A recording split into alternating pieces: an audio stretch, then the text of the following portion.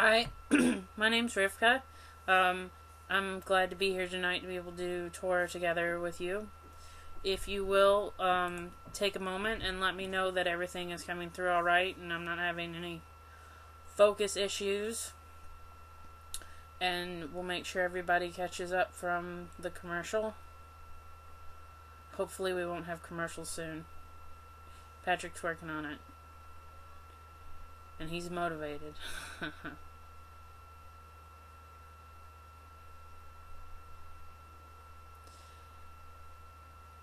So I've left my Torah books in my car, and I keep picking up my prayer book and trying to use it to read the Torah, and I don't have it. So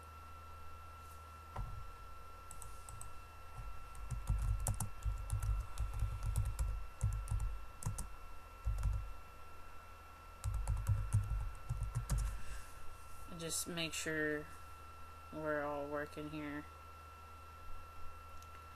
and because sometimes it's a free service. Okay, good. All right. Well, here's a very, very important Torah portion we have for this week, and it's called Re, R-E apostrophe E-H, or sometimes just R-E-E-H, or just R-E-E. But this is Deuteronomy, chapter 11, verse 26, through chapter 16, 17, verse 17. So, it's interesting, it's right in the middle there. And it covers three main ideas. We're going to talk about following commandments. We're going to talk about commerce, and we're going to hopefully have time to talk about a little bit about holidays.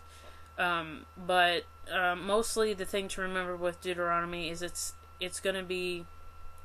I'm not going to bring up a lot of other rabbis' opinions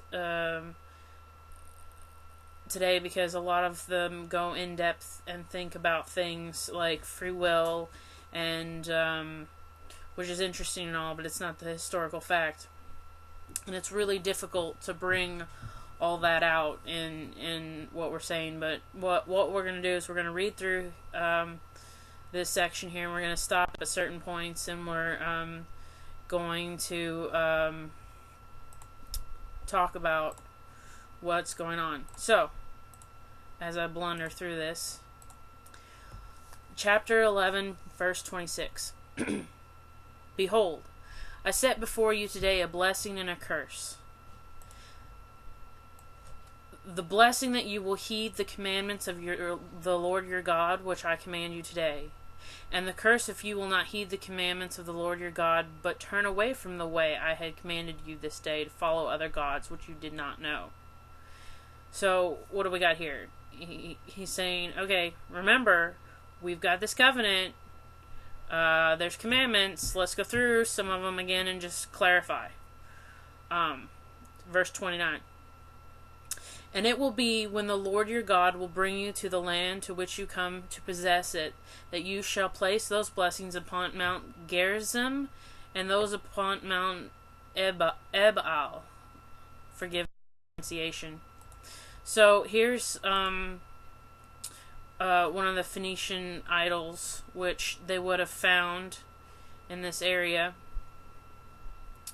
And they are not on the other side of the Jordan, way beyond in the direction of the sunset, in the land of the Canaanites, who dwell in the plain opposite Gidal, near the plains of Moreh. For you are crossing the Jordan to come to possess the land for which the Lord your God is giving you, and you shall possess it and dwell in it. So what is it saying? Okay, everyone who's going to follow the commandments, go to this mountain, and everybody who's not, go to this mountain.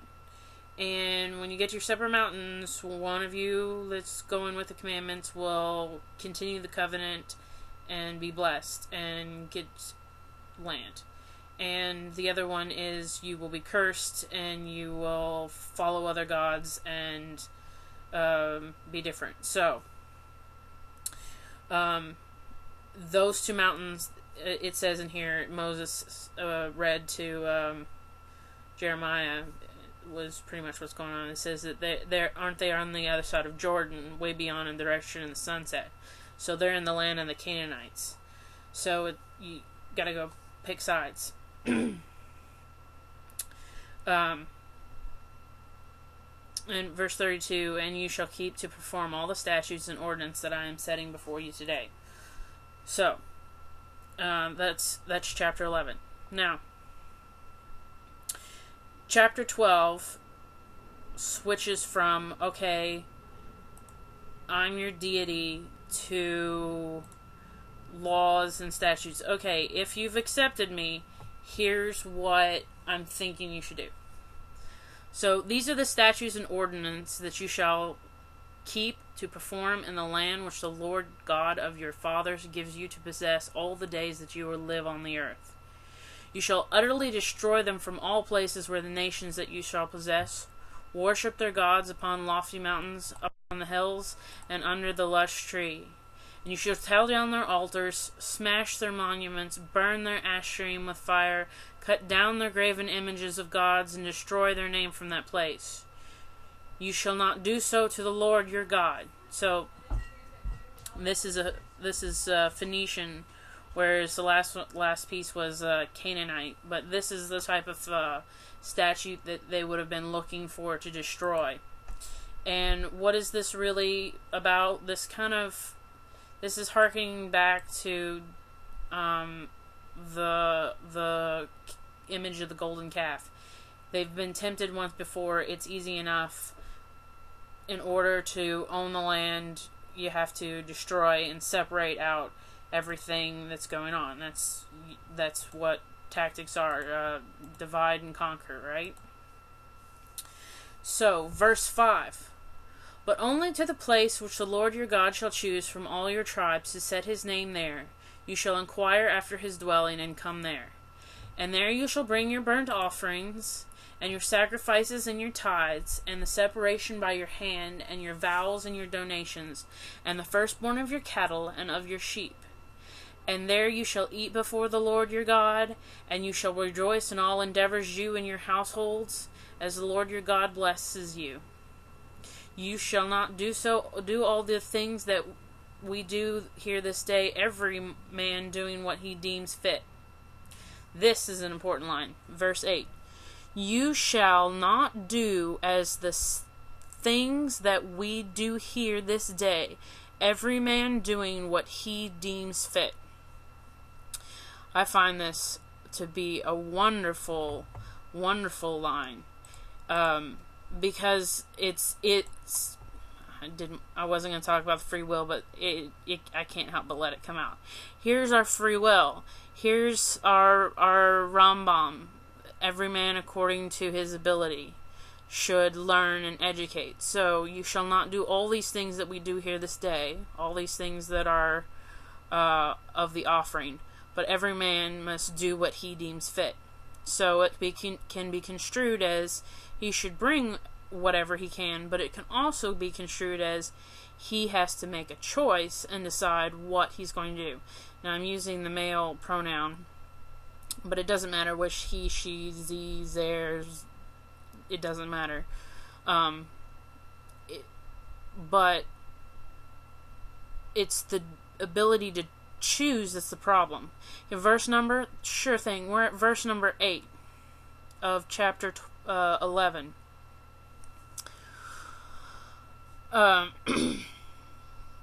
So, verse 9.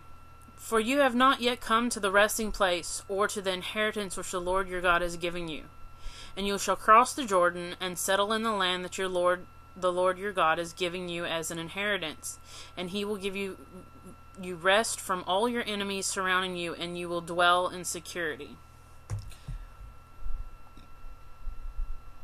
So basically, what is going on here? We're getting the commandment to build a city.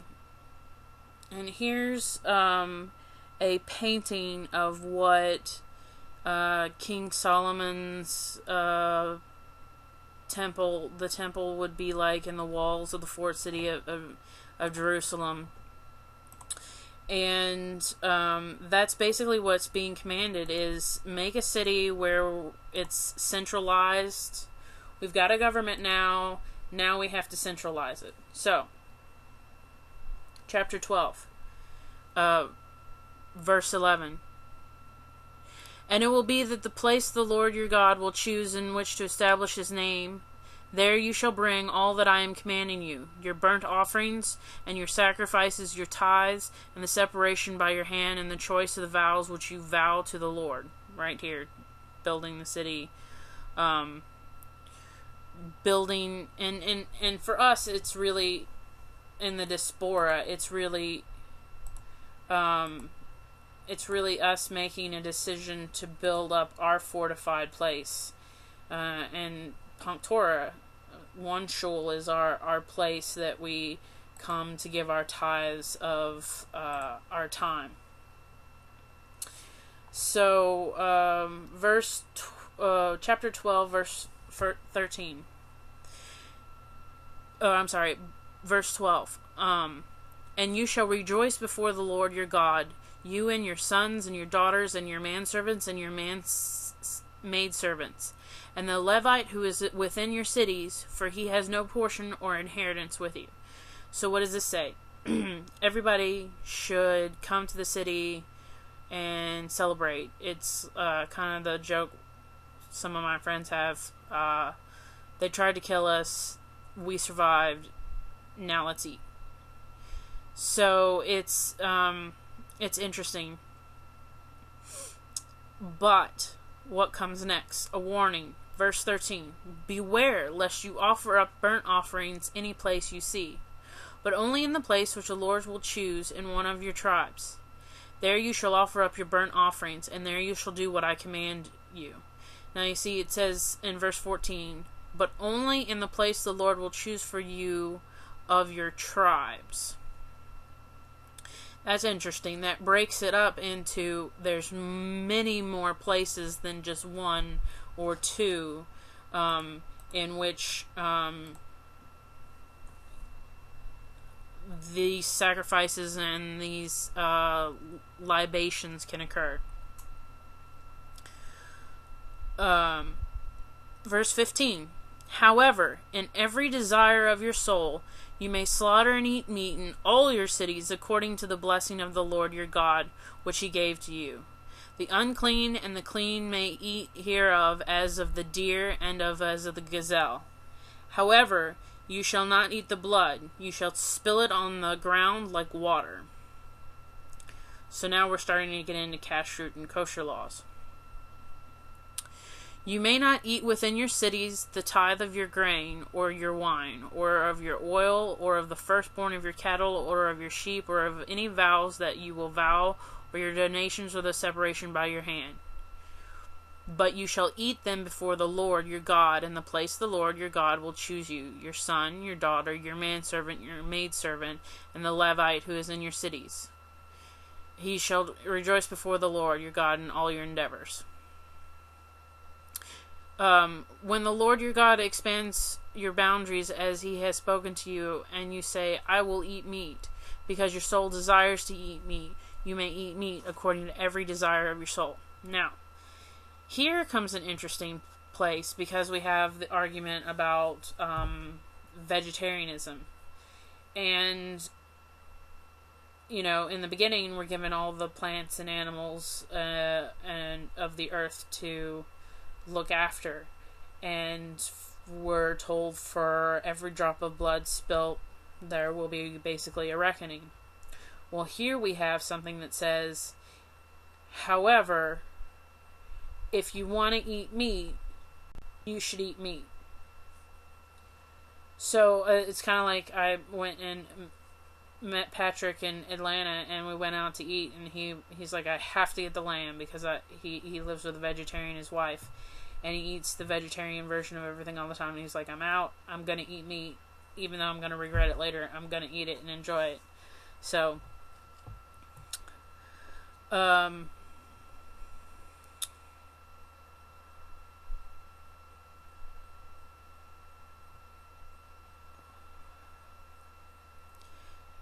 21.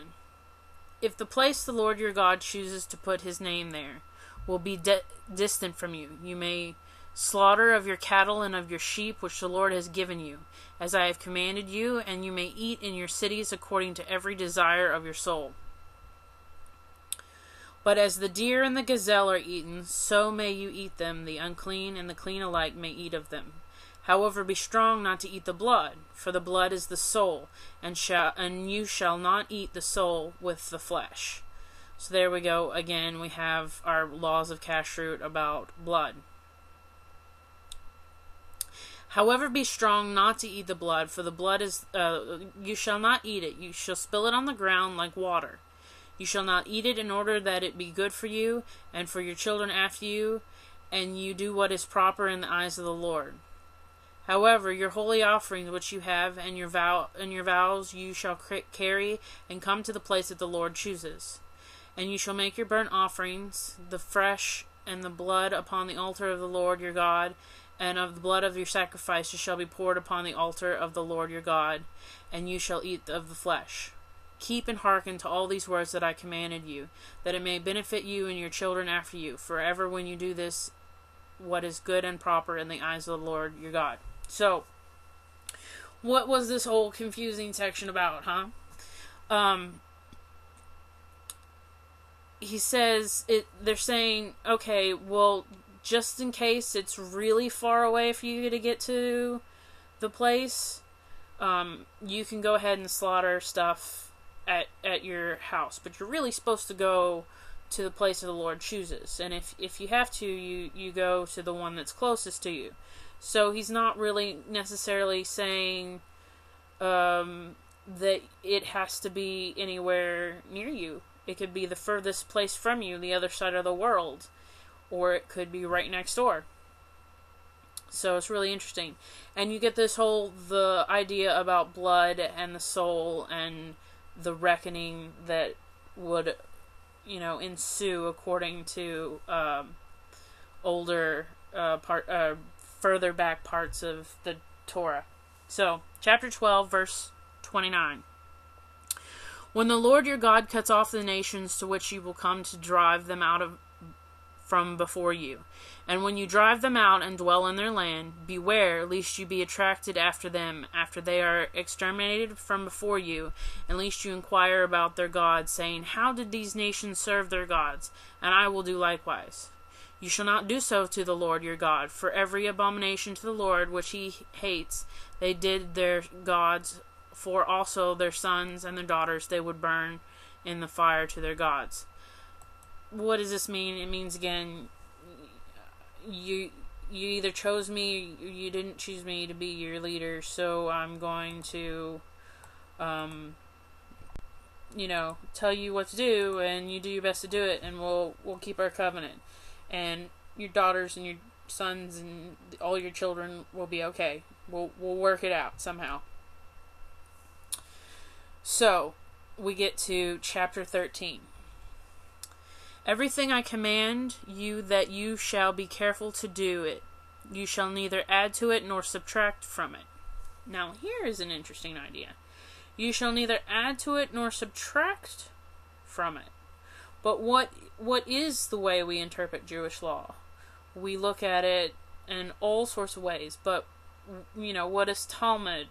What is Midrash? It's all rulings on the old. Now, there's a story about, I can't remember which rabbi, it's in the Talmud, and he's an expert on saying what kind of pottery is kosher and not kosher. Brick ovens that are kosher and not kosher. And he's sitting there with these 6 other rabbis, and he says, yes, this oven is kosher. And the other 6 say, no, it's not kosher. And he says, yes, it's kosher. I assure you, it's kosher by all the laws, and God will back me. And they're like, no. So the guy asks God to do a miracle, and the water in the river next to them flows backwards. And he says, see, I've asked God for a miracle as a sign that I'm right, and there it is. And they don't believe him. They say, whatever, it's not kosher. And he asks, okay, for another miracle, and the trees bend down to the ground. And the other rabbis go, that's a good trick, but it's still not a kosher oven. And so what happens? And then God laughed. And why did God laugh at this? Because his own children had taken his laws and figured out how to interpret them on their own, with their own free will, and best what had been originally written. So it goes against this very idea of verse 1 of chapter 13. And Deuteronomy is in direct opposition to a lot of other books, specifically Deuteronomy, or Numbers. I'm sorry, not Numbers, Leviticus, because you have so many laws in Leviticus as well. Keep saying Numbers, it's Leviticus. So, chapter 13, verse 2. If there will rise amongst you a prophet or a dreamer of a dream, and he gives you a sign or a wonder, and the sign or the wonder of which he spoke to you happens, and he says, let us go after other gods which you have not known, and let us worship them, you shall not heed the words of that prophet or that dreamer of dream, for the Lord your God is testing you to know whether you really love the Lord your God with all your heart and all of your soul. Pardon me just a second.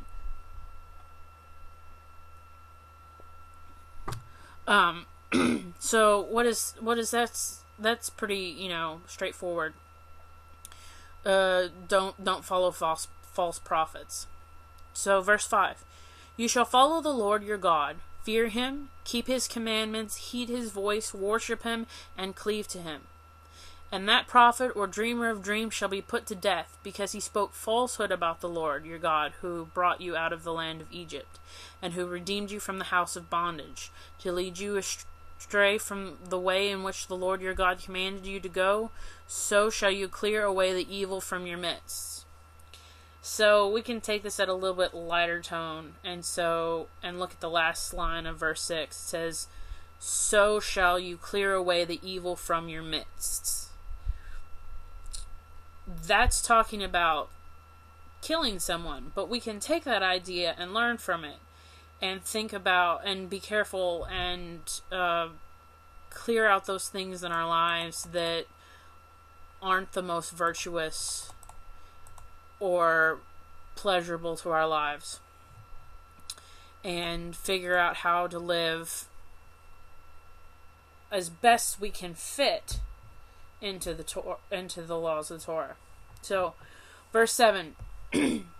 If your brother, the son of your mother, tempts you in secret, or your son, or your daughter, or the wife of your embrace, or your friend who is as your own soul, saying, let us go and worship other gods which neither you nor your forefathers have known, of the gods of the peoples around you, whether near to you or far from you, from one end of the earth to the other end of the earth. You shall not desire him, you shall not hearken to him, neither shall you pity him, have mercy upon him, nor shield him.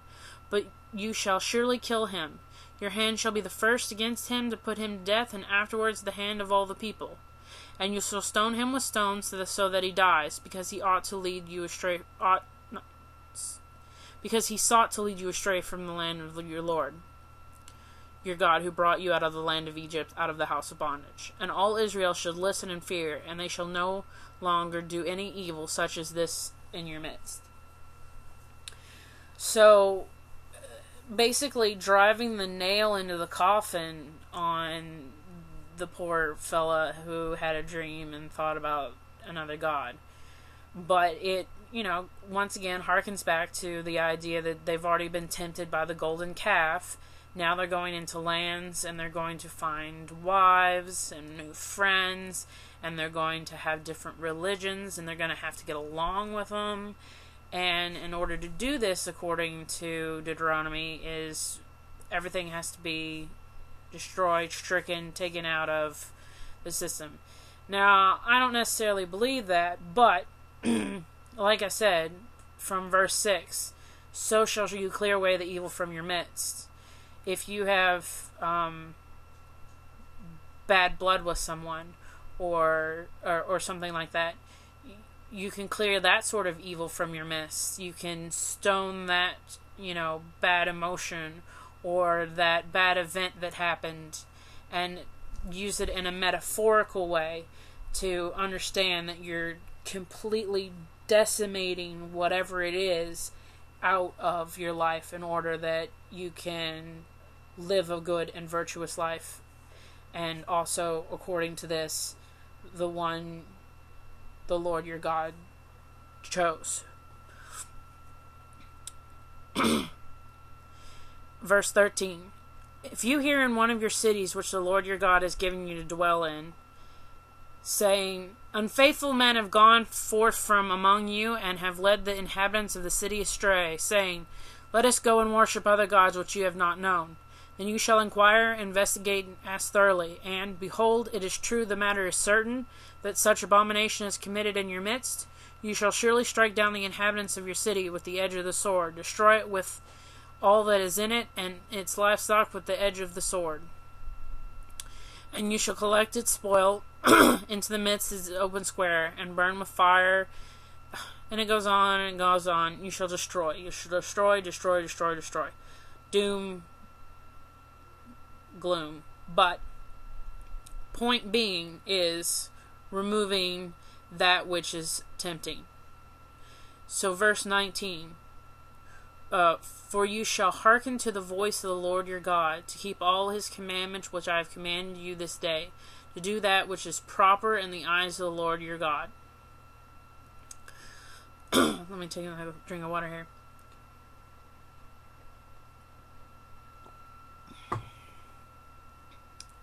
Chapter 14. You are children of the Lord your God. You shall neither cut yourselves nor make any baldness between your eyes for the dead.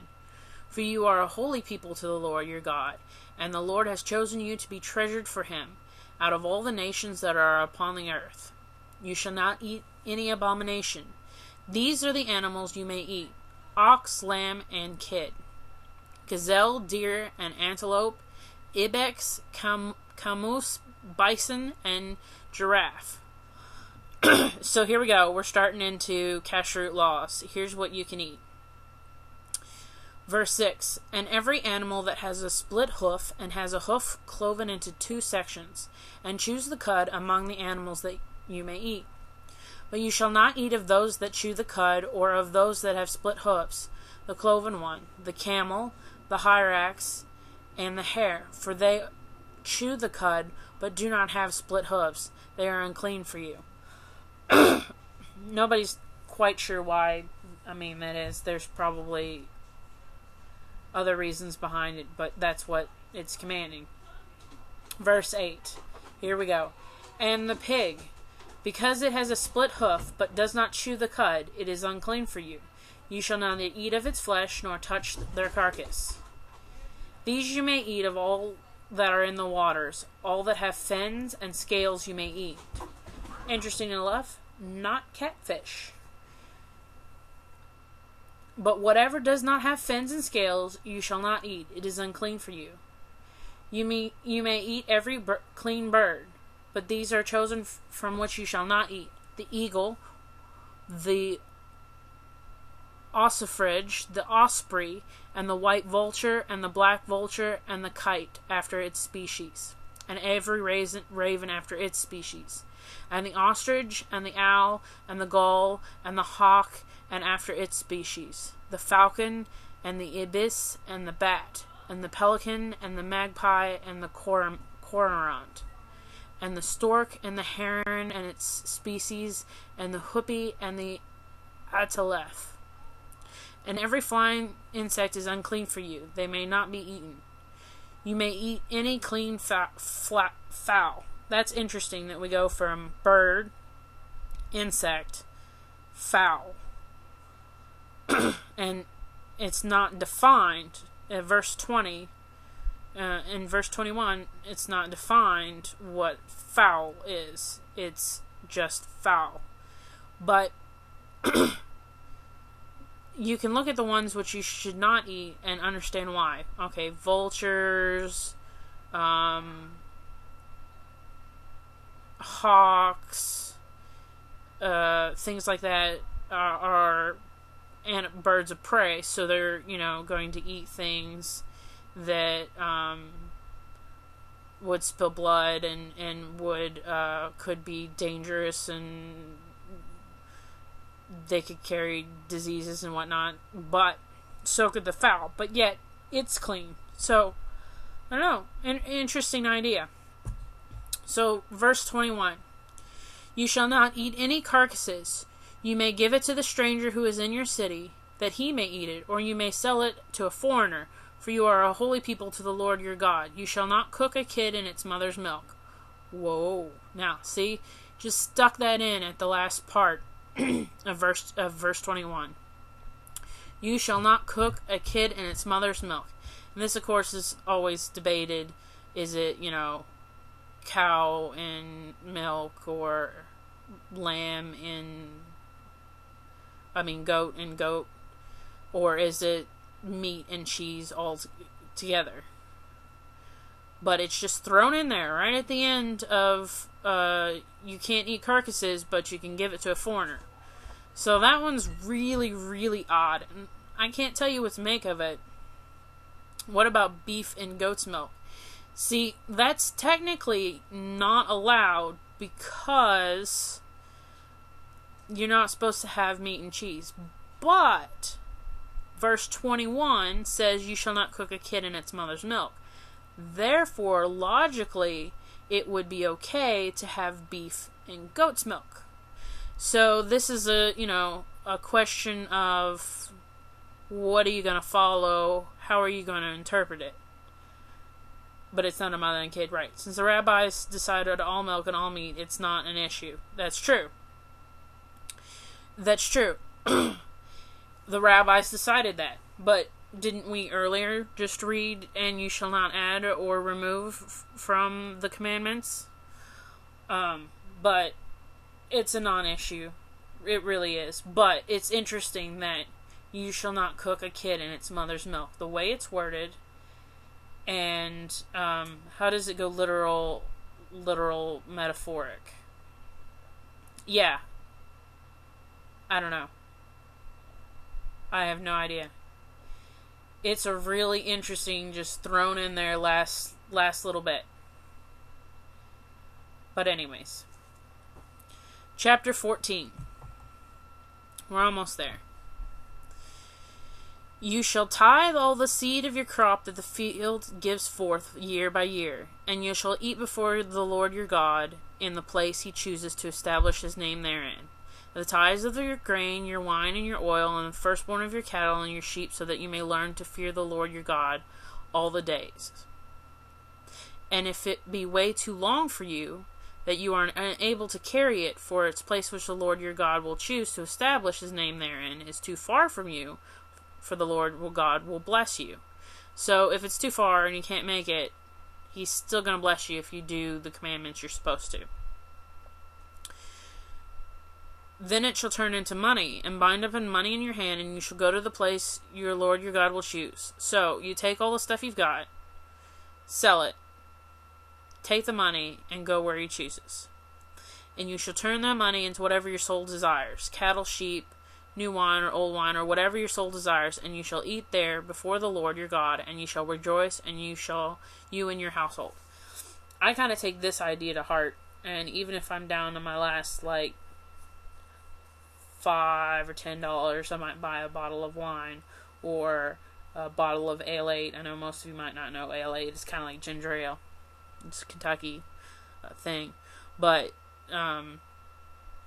that's interesting that you shall go and choose what will make your soul happy and share it and rejoice, and so shall your household. Interesting. So let me scroll here. Alright, verse 27. And as for the Levite who is in your cities, you shall not forsake him, for he has neither portion nor inheritance with you. So make sure while you're partying, you take care of the Levites, because they gave up their right to land and cattle because they are part of the priestly tribe now. At the end of 3 years, you shall take out all of the tithe of your crop at the year of the place in your cities. And the Levite, because he has no portion or inheritance with you, and the stranger, and the orphan, and the widow, who are in your cities, will come and eat and be satisfied, so that the Lord your God will bless you in all the work of your hand that you will do. Now, what is this saying? Bring all your stuff at the end of 3 years, and the Levite shall enjoy, the poor, the orphan, the widow, everyone should have something and be merry. And that sets up the idea for like Tikkun Olam, repairing the world with kindness.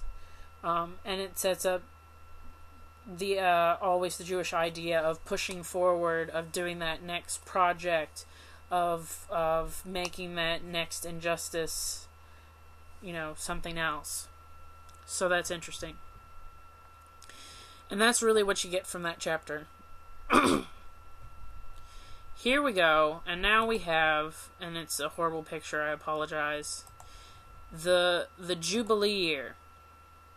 Chapter 15. And at the end of 7 years you will make a release.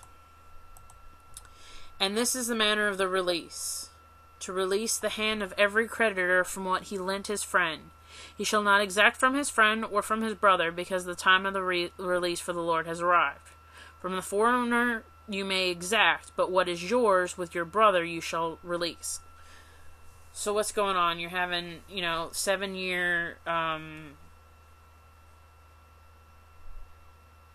forgiveness. It's like, alright, it's been 7 years, you've paid so much of this much of it, we'll forgive it. Except if it's a foreigner, because apparently you can treat the foreigner different. You could sell him your carcass, which isn't really fair if we're supposed to treat foreigners the same. So, verse 4. However, there will be no needy among you, for the Lord will surely bless you in the land the Lord your God is giving you for your inheritance to possess. However, if you hearken to the voice of the Lord your God, to be careful to do all this commandment which I am commanding you today, for the Lord your God has blessed you, and he spoke to you, and you will lend to many nations, but you will not borrow, and you will rule over many nations, but they will not rule over you. That kind of sets up for the diaspora of Jews all around the world. If there be among you a needy person from one of your brothers in one of your cities, in the land of your Lord your God has given you, you shall not harden your heart. You shall not close your hand from your needy brother. And this goes to charity, this lovely Bible Old Testament card. However, if you hearken to the voice of the Lord your God, to be careful and do all his commandments, verse 6, for the Lord your God has blessed you. He spoke to you, and he will lend you many nations. We did that. Verse 8, rather you shall open your hand to him, and you shall lend him sufficient for his needs, which he is lacking.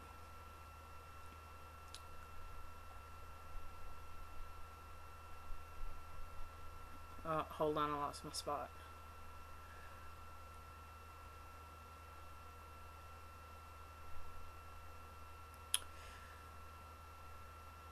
You shall surely give to him, verse 10, and your heart shall be grieved when you grieve to him. For because of this thing, the Lord your God will bless you in all your work and in all your endeavors. So you're getting, a little bit of forgiveness for all your good deeds.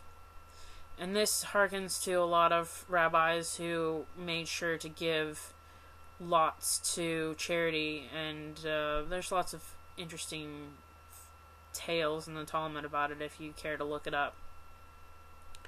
And Midrash.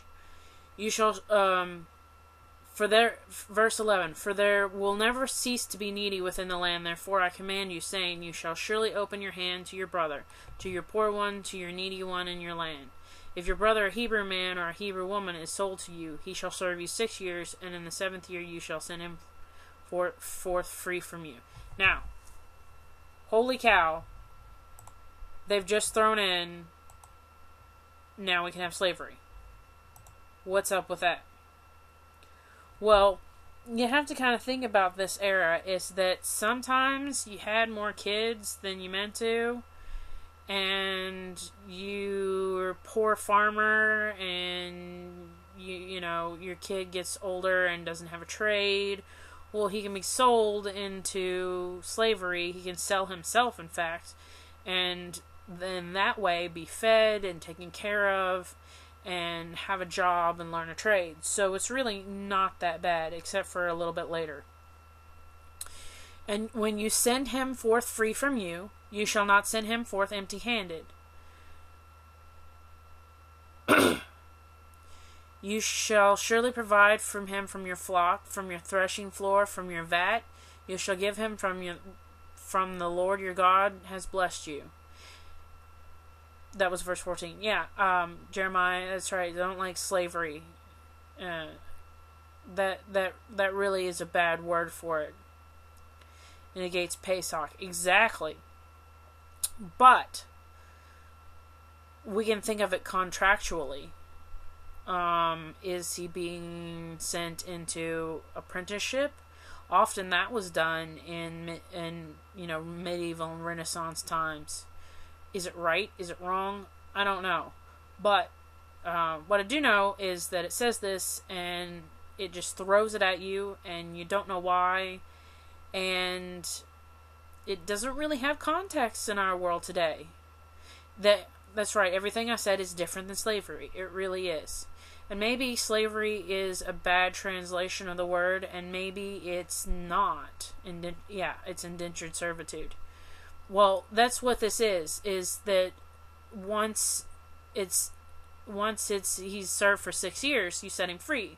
Well, he's got a skill, he's got clothes on his back, you give him stuff from your flock, from your threshing floor, from your vat. So he's got a little bit of everything to get himself started. But we're not to the part that really throws you for a loop. And you shall remember that you were a slave in the land of Egypt, and the Lord your God redeemed you. Therefore I am commanding you this thing today. And it will be, if he says to you, I will not leave you, because he loves you and your household, for it is good for him with you, then you shall take an awl and put it through his ear, and into the door, and he shall be a servant to you forever. And also to your maidservant you shall do likewise. You should not be troubled when you send him free from you, for twice as much as your hired servant he has served you 6 years, and the Lord your God will bless you in all that you do. Almost an internship. Yeah, exactly. It is more like an internship. That's a good way to look at it. But this awe thing, they just throw it at you. Okay, well, we're going to do this piercing in the side of your ear up against the doorposts, and then you're part of the family. Congratulations. You can't marry our daughter. No, it doesn't say that. But, it's just throws you for a loop. Verse 19. Every firstborn male that is born of your cattle, of your flock, you shall sanctify to the Lord your God. You shall neither work with the firstborn of your ox, nor shear the firstborn of your flock. You shall eat it before the Lord your God, year by year, in the place the Lord chooses, you and your household. And if there be any blemish on it, whether it be lame or blind or any ill blemish, you shall not sacrifice it to the Lord your God. You shall eat it within your cities, the unclean and the clean together, as the deer and as the gazelle. However, you shall not eat its blood, you shall pour it on the ground in the water, as water. So, here we go. We got this whole thing again with blood and meat, and if it's not okay, is it injured, don't sacrifice it. It's not quality meat. Put it in the stew. Chapter 16. Now we're going to begin with holidays. And what I have for holidays. I have Sukkot, but we're going to talk about a lot here. Keep the month of spring and make the Passover offering to the Lord your God for the month of spring. The Lord your God brought you out of Egypt at night. You shall slaughter the Passover sacrifice to the Lord your God of the flock, and of the festival sacrifices of the cattle, in the place which the Lord will choose to establish his name therein. You shall not eat leaven with it for 7 days, and you shall eat it matzot, the bread of affliction. For in haste you went out of the land of Egypt, so that you shall remember the day when you went out of the land of Egypt, all the days of your life. Verse 4. And no leaven shall be seen within your border or 7 days, neither shall any of the flesh you slaughter or the preceding day in the afternoon remain all night until the morning. So make sure you eat all your leftovers. You shall not sacrifice the Passover offering within any of your cities, which the Lord your God is giving you, except at the place which the Lord your God will choose to establish his name therein. You shall slaughter the Passover offering in the afternoon as the sun sets, at the appointed time, that when you went out of Egypt. And you shall roast it, and you shall eat it, and you shall place in the place which the Lord your God will choose, and you shall turn away in the morning and go into your dwellings.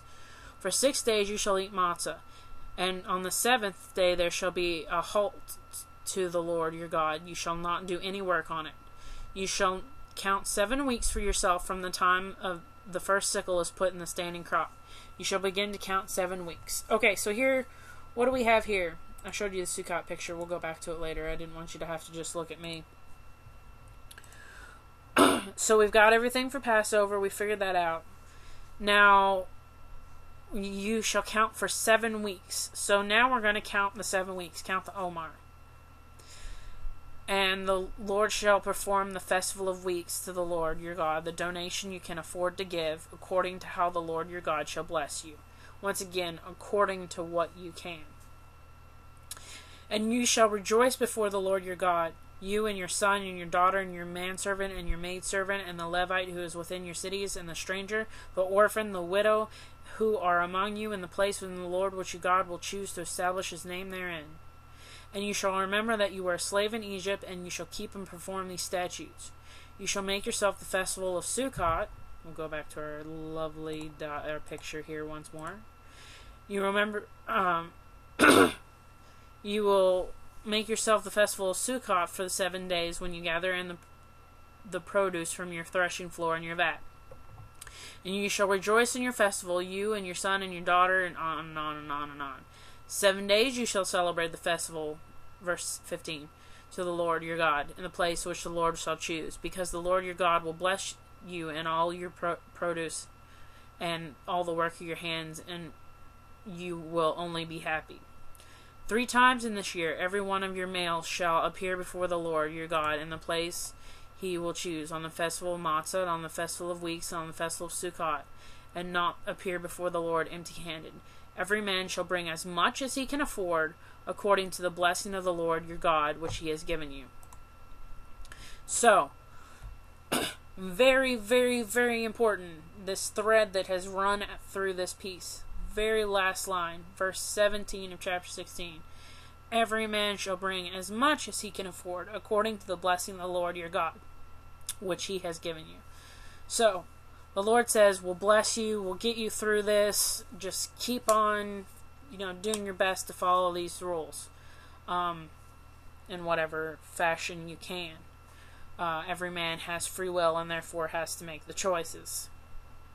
But, it's very specific that every man can bring what he can afford. He doesn't have to beg, borrow, or steal to get more. He can just give what he has to give. And that is a perfect place, and I'm so sorry to do this to you guys, but to send you into Torah. Please give us money to continue the site, to OneShul, to help make this not a site that has commercials, to make it completely free. We need money, we need time, we need resources. So if you have any of those, like me, I work for free. I'm just an assistant. but I give my time. That's my sacrifice. But if you have a little bit of money, if you say that $5 that you were going to spend on that latte tomorrow morning, you can spare that. Well, then you can go to PayPal and you can go to PunkTorah@gmail.com and you can send it to us. Or you can sponsor a site for $18. Or you can buy one of the wonderful products in Modern Tribe, which I like to do. And right now we're looking for suggestions for new products to put out. So remember that, think about that, and post that on Facebook. If you've enjoyed this, I'm so glad. I'm sorry it was so droll. I did my best to make it at least a little interesting, and give some comments on it. Join us again next week, same bat time, same bat channel. As far as I know for right now. And if you have any comments, questions, you want to talk about something, you have a class idea, anything, you're welcome to email me at rivka@punktorah.org. And if you have any resources other than money that you want to donate to PunkTorah, you can always reach Patrick at patrick@punktorah.org. So thank you so much for coming, and please have a wonderful and blessed day. Geh in good gesund. Go in good health.